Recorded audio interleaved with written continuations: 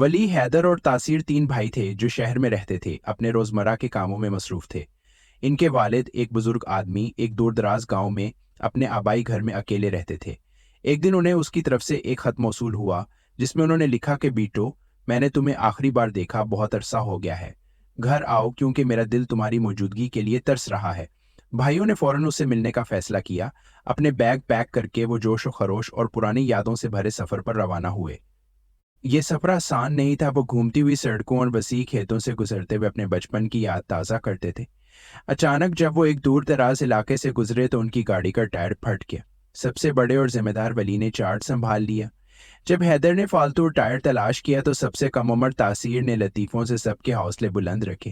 ایک گھنٹے کی جدوجہد کے بعد وہ واپس سڑک پر آ گئے، تاہم ان کے چیلنجز ختم نہیں ہوئے تھے۔ جب وہ ایک گھنے جنگل کے قریب پہنچے تو تیز بارش ہوئی، جس سے سڑکیں پھسلن اور خطرناک ہو گئیں۔ ان کی گاڑی ایک طرف پھسل گئی اور انہیں رکنے پر مجبور کر دیا۔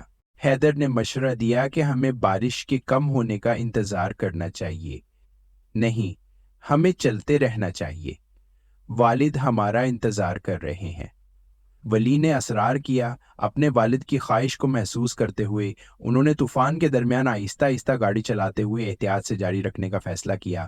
جیسے جیسے بارش کم ہوئی وہ چائے اور ناشتے کے لیے سڑک کے کنارے ایک اسٹال پر رک گئے۔ بوڑھے دکاندار نے ان کے بندھن کو دیکھا اور مسکرا دیا۔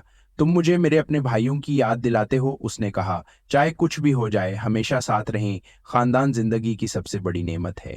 آج کی باتوں نے انہیں گہرا اثر کیا۔ انہوں نے محسوس کیا کہ ان کے اختلافات کے باوجود ایک دوسرے کے لیے ان کی محبت اٹوٹ تھی۔ گھنٹوں کے سفر کے بعد بالآخر وہ اپنے والد کے گھر پہنچ گئے۔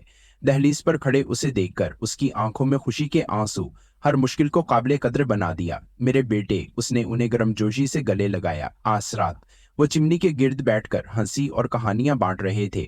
اس سفر نے ان کے صبر، حوصلے اور اتحاد کا امتحان لیا تھا، لیکن آخر میں اس نے انہیں اس بات کی یاد دلا دی جو واقعی اہم ہے، خاندان۔